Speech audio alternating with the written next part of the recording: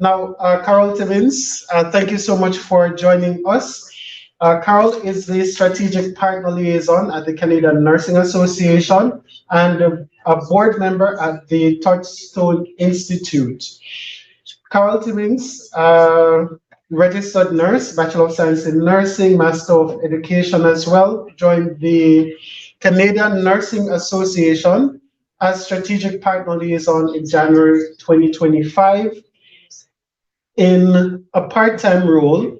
She supports the executive office and other key portfolio in advancing the Canadian Nursing Association's strategic and operational priorities.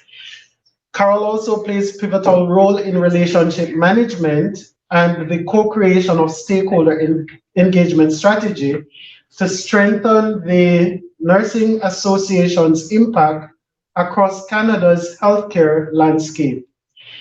Carol is highly experienced in nursing as a leader with an extensive background in public health, health policy, nursing regulation, and governance. She's recognized for her collaborative leadership, her ability to navigate dynamic, complex health systems, both at the provincial and national level, and also some international experience or engagement as well. Throughout her career, she has been committed to health equity, diversity, and inclusion, and has consistently built high-level performing teams to deliver impactful results aligned with public health and safety priorities. And some of these are values or attributes that, as an organization, and Pegasus, as an organization, resonates very well with as well. Carol recently retired from the College of Nursing, Ontario, 2019 to 24, where she held multiple senior leadership roles, including Chief Quality Officer, Acting Chief Director, and Chief Executive Officer, as well as Deputy Registrar. Prior to her time at CNO, Carol dedicated 2 decades of Toronto public health, and that was from 1998 to 2018, a position in which she made significant contributions to public health nursing in Canada. Carol has also served on numerous nursing and health system boards and initiatives, including her recent tenure on the National Council of State Boards of Nursing from 2022 to 2024. She currently serves on the Touchstone Institute Board of Directors. And for those of you who may not know, Touchstone Institute is also one of those organizations that is charged, of course, with administering Practice Readiness Ontario. So they're doing quite a bit of work there across different disciplines. So nursing, dentistry as well, and medicine, to facilitate the integration of internationally educated healthcare professionals in Canada. So Carol sits on that board. And today we would like to welcome Carol to this meeting to, of course, speak about some of those strategies, some of those changes to reducing barriers for IENs across Canada. Welcome, Carol. Thank you for joining us. Thank you so much for that introduction. And it really is a pleasure and a privilege to be able to participate in this meeting today.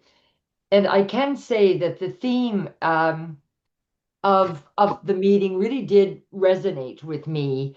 In part, I think when I reflected on my own career journey and my deep commitment to equity and inclusion, I think I come to you today with kind of a breadth of experience, having spanned in the context of this work, having worked in regulation for a number of years, and also appreciating the value of partnership across sectors with both with all the players that can actually smooth the transition and embrace internationally educated, in my case, internationally educated nurses. So I like to always begin by acknowledging, on behalf of CNA, acknowledging the land upon which we're meeting, and that it continues to be the home of many diverse First Nations, Inuit, and Métis people.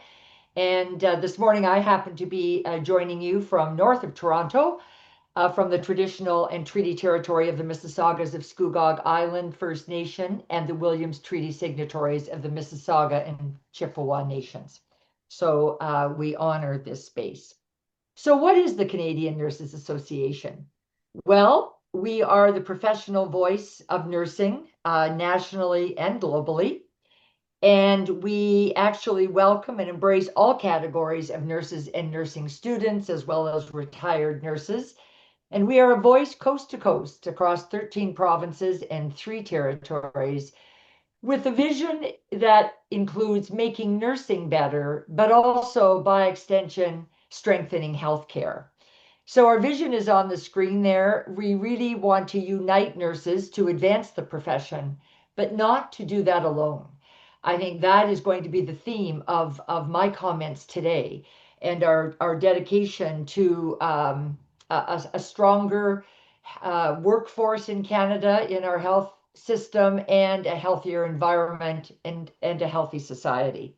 So this we are as you can see by the numbers, although we're waiting for some updated data from CIHR, or CIHI, but we're nearing the 500,000 mark, which is really representative of a pretty informed voice for the profession within the system. And that really is how the basis upon which we look to reflect the values of CNA, diversity, upholding excellence in the highest standards of care in this country, in embracing innovation and the new ideas and approaches that you've already heard about from previous speakers when it comes to licensing nurses. And of course, building trust not only with health professionals, including nurses, but building trust with the public as well, so that everything we do in the system is really defined by transparency and accountability. We have to be accountable for our actions, and we really do uphold that value at CNA. So let's talk a little bit about the nursing workforce in Canada. And I know by the end of today, you will have heard from a beautiful cross-representation of all the disciplines that make up our health system. But I think the common unifier is that we are living in a country that has always stood as a beacon of hope, attracting skilled professionals from around the world. And that is such a strength and such an honor for us to be able to assist in navigating these highly skilled individuals who actually choose Canada to call home. So at CNA, we really are looking committed, like all of you, to strengthening our workforce capacity. We see burgeoning health needs. And we also, as a previous speaker said, we embrace internationally educated nurses, but not only because, and I think there is a narrative out there that, oh, all of a sudden we need internationally educated professionals. And so now we're looking to welcome them. And that, of course, is not the case. We need to strengthen our workforce in order to really reflect the global country that Canada has become. And we acknowledge that internationally educated nurses arrive with the richness and unique blend of experience, knowledge, education, and are ready to come and apply their skills and their experience from having worked in global systems to our system here in Canada.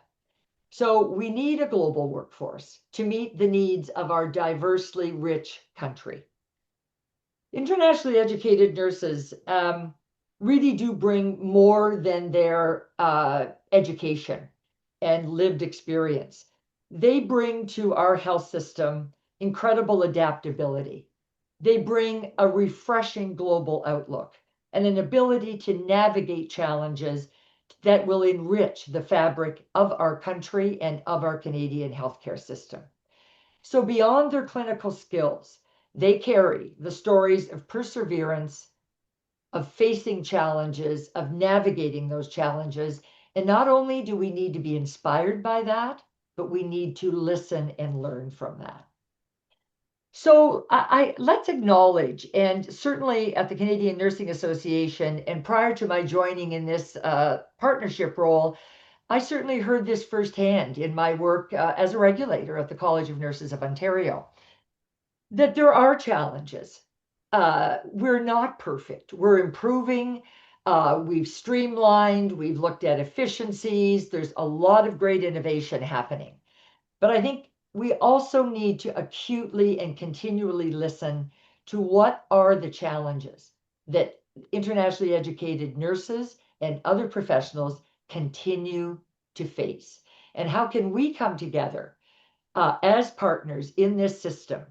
It's not a blame game. It's not the narrative that, oh, regulators are the barriers. No, we have to get past the finger pointing and look at how can we all come together as partners to support internationally educated health professionals to navigate what is a very complex system. And I think we have to acknowledge that. And we hear that at the Canadian Nursing Association. We're often the first place they come as newcomer nursing professionals or those who are in their educational journey. They often contact us. And they share some of the challenges that they are experiencing. And I've noted those on the screen above. And I do note that there are tremendous improvements that have been made. I was part of making those together with my colleagues at the Nursing Regulatory Body of Ontario and worked very closely with my provincial counterparts in really looking at how we can harmonize and do more of that together, while recognizing that provinces do have specific legislation. Each province has its own nursing act. There are provincial considerations so that it can't be a one size fits all. But I do think there still is opportunity for us to do more. Next slide, please. So I do want to acknowledge that not only within the regulatory bodies, but also the respective provincial governments have done a lot, quite frankly, in modernizing legislation. The previous speaker spoke about the as of right legislation in Ontario. And this idea, and other governments have done very similar initiatives. But the idea that we all need to come together to support transparent and equitable registration processes. Some governments have offered some quite generous funding to support internationally educated nurses to complete educational requirements and are working with employers to align and welcome internationally educated nurses who meet those requirements and are ready to enter the workforce to match them with some employer needs and vacancies. Development of mentorship programs. I'm pleased to see that when I looked across the system here in Canada, and have done so for several years now, it is great and heartening to see that there are navigation assistance available, some supports for language and people meeting language requirements here, mentoring and supporting nurses as they navigate this system. Our education partners are actually offering, some of them are offering orientation courses because it isn't enough to just meet the registration requirements. We need to ensure that new professionals to this country are oriented to the context of practice. Our system is different. It is a different system. But what can we do? And I think we need to do some soul searching here. What can we do to assist in that smooth transition to our context of care, which is different in Canada than it is in many other parts of the world? And so I just spoke the other day with employers from across the country who shared the robust peer support and mentorship programs that they're putting in place. And I think it was really heartening to see. What I will say, though, is that from a nursing association point of view, we still see that there's work to be done. And I think there's ways that we can come together and across what some would perceive as a very siloed system. We each have our unique mandates, but I think by coming together, we can solution um, while still respecting each other's mandates and purpose of the organizations. And I know there was reference, and there is a groundswell of voices asking, why don't we have a national licensure framework in Canada? Would it be beneficial? What are the pluses? What are the minuses? It's certainly not the panacea, but how could something like that, even in a framework, support the newly arrived professional who doesn't know when they first arrive that they need to go to a specific province in order to get licensed there? What are the opportunities to get licensed in more than one province? So I do still think that there is a gap in what is available to help newly educated international, whether they've experienced nurses in other parts of the world, or they're coming to finish their education here. There's all kinds of needs. And I do sit here today pretty convinced that there's room for further advocacy and policy action that all of us can participate in. So this slide just shows that, well, we can be the voice in the Nursing Association, 500,000 strong. It isn't just the nursing voice. I think it is the value of everyone who contributes to the system. And so I think while I appreciate that there is thinking that, well, you can't both regulate in the public interest and also support professionals in becoming part of the landscape, the healthcare landscape here. But I believe that if we work together, that professionals who are supported can actually provide the excellence and standards of care that we are all working to ensure that they're upheld in this country. So we actually encourage new professionals in nursing to come and join CNA. There's many benefits, even as a new professional, before they're even registered, to come and become part of a community of nurses. We aren't the regulators. We are an association, but we are here to support professionals so that they find where they need to go. We can help them navigate what is otherwise described by many in very rich ways as a pretty daunting experience to first arrive in a country where you've practiced potentially as a nurse for 10 years in the Philippines, and you arrive to build a life here, continue to build your life, and it's pretty daunting. And that's often the voice that we hear from. So we really want them to find a community where they can then be launched from, in terms of, oh, you want to practice nursing in Nova Scotia? You need to get in touch with that regulator in nursing who will then be able to help you navigate that registration. So we really believe that it is important. And I know each respective profession has their associations. I just think there is a beautiful opportunity for us to work and collaborate more closely together in this country, both interprofessionally and across sectors within the profession. So my last slide is really, I think, a key message. I really wanted to leave today with both my colleagues and those online who may be navigating this journey in real time right now, that it is our belief that we do need you, and you belong here as internationally educated professionals.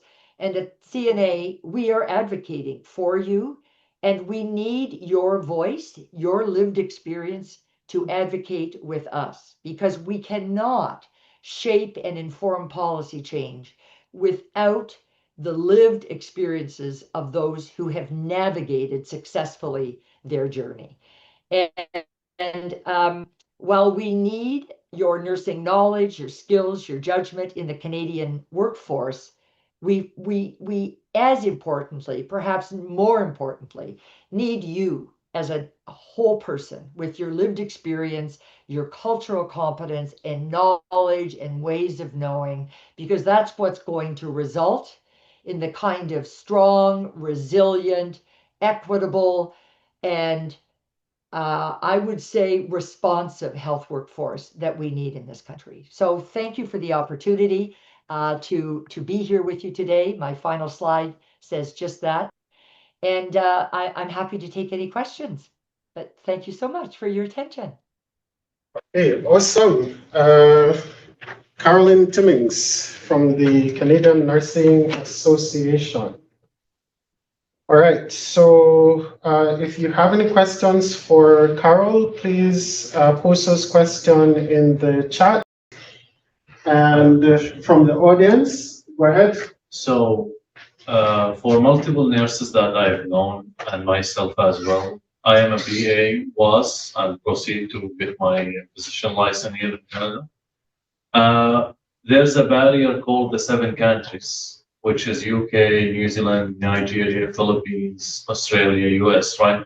There are multiple countries now and nationalities that they're proficient or their skills or in any kind of healthcare, either nurses, pharmacists, they have no back. Me as well, I've been encountered with many barriers in my journey just to get my license. And every time, oh, you're not from the 7 countries, then you have another different path. You have to reschool, go back to college, study for 2 or 3 years maybe. So technically, you're redoing your education. So is there any chance that this might change? Okay. Close soon, at any time soon?